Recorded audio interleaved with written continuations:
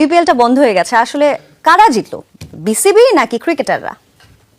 আসলে ক্রিকেটাররা বিসিবি কে প্রশ্নটা করতে হবে কারা জিতেছে।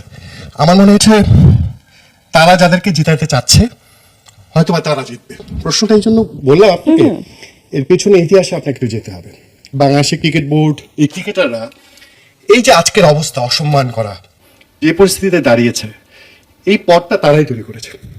2013 সালে গণজাগরণ মঞ্চে যখন ক্রিকেটাররা যায় শাহবাগে, ন্যাশনাল টিমের ক্রিকেটাররা কিন্তু গিয়েছিলেন।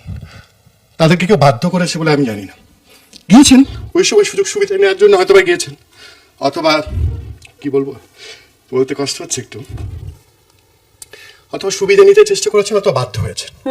আপনি চিন্তা করেন 2019 সালে ইলেকশনে মাশরাফি যখন নির্বাচন করলেন, তখন কিন্তু তিনি সিটিং ক্যাপ্টেন বাংলাদেশ টিমের, ওয়ার্ল্ড কাপ খেলতে যাবেন, সেই সময় তিনি বাংলাদেশে নির্বাচন করেছেন, এমপি হয়েছেন। এই যে ট্রেডিশন তৈরি করেছে কে? বাংলাদেশের ক্রিকেটাররা কিন্তু এই রাজনৈতিক প্ল্যাটফর্মটা তৈরি করেছে, আমরা দেখেছি।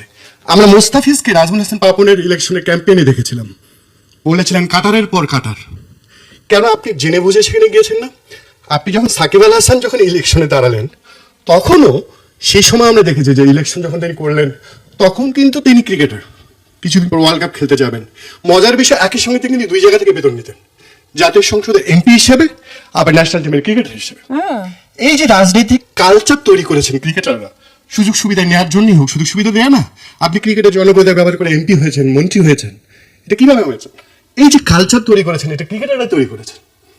এবং আপনি যদি চিন্তা করেন 24-এর 5ই আগস্টের পর যখন উপদেষ্টা মাঠে গেলেন, আমরা তামিমকে দেখলাম পুরো মাঠ ঘুরে দেখাচ্ছেন তিনি, নিশ্চয়ই কোনো কোনো সুযোগ সুবিধার জন্য। কারণ বিসিবি সিও তো ছিলেন, কোনো প্রতিষ্ঠানে যদি কোনো উপদেষ্টা যায়, তখন তো সিওই দেখানোর কথা সেই সময়। এক্স্যাক্টলি, কোনো ক্রিকেটারের তো সেটা দেখানো নো রাইটস। আপনি জেনে বুঝে কাজটা করেছেন। আবারও বললাম, আপনি যে এমপি হয়েছেন, সাকিব আল হাসান সুবিধা নেননি।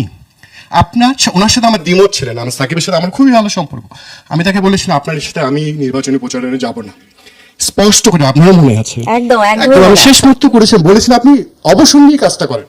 দেখতে খুবই খারাপ লাগবে একের সঙ্গে আপনি দুই জায়গা থেকে বেতন নিচ্ছেন। কেন সেটা হবে? এই কালচারটা আজকে যে ক্রিকেটাররা অসম্মানিত হচ্ছেন, এই রাজনৈতিক কালচারটা তাদের নিজেদের তৈরি করা, আমি এটা বিলিভ করি। এবং 2019 সালে যখন ক্রিকেটাররা আন্দোলন করলেন, তখন সেই আন্দোলন নিয়ে সন্দেহ ছিল, কিন্তু তখন বিসিবি প্রেসিডেন্ট বলেছেন অনেক কিছু প্রকাশ হবে, পরে সাকিব নিষিদ্ধ হলেন। এবারের যে আন্দোলন নিয়েও কিন্তু অনেক রাজনৈতিক গন্ধ পাচ্ছেন, হতে পারে, আমি জানি না, এটা হয়তো ভবিষ্যতে আবার যে প্রমাণ হবে।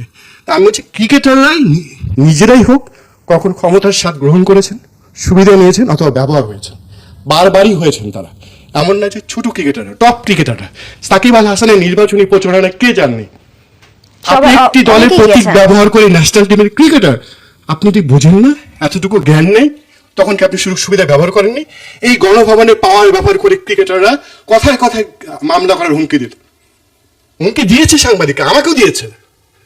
গণভবনে পাওয়ার ব্যবহার করে এই ক্রিকেটাররা দিয়েছে, মামলা করবে, এ করবে, দেখে নেবে। কারণ গণভবনে পাওয়ার, আপনার তো 3 তারিখেও গণভবনে আপনি যেতে পারেন, 3 ঘন্টা 4 ঘন্টা, মানে আপনার সাথে সবারই আপনাদের সম্পর্ক, আপনি ব্যবহার হয়েছেন তাদের দ্বারা, সুযোগ সুবিধা নিয়েছেন। আপনি এই পথ তো আপনি তৈরি করেছেন অসম্মানের, সেই জন্য অসম্মানিত হচ্ছেন। খুব সিম্পল, খুব ইজি। এবং এখনো যে ব্যবহার হচ্ছেন না, এই সন্দেহ তো অতীতের কারণে।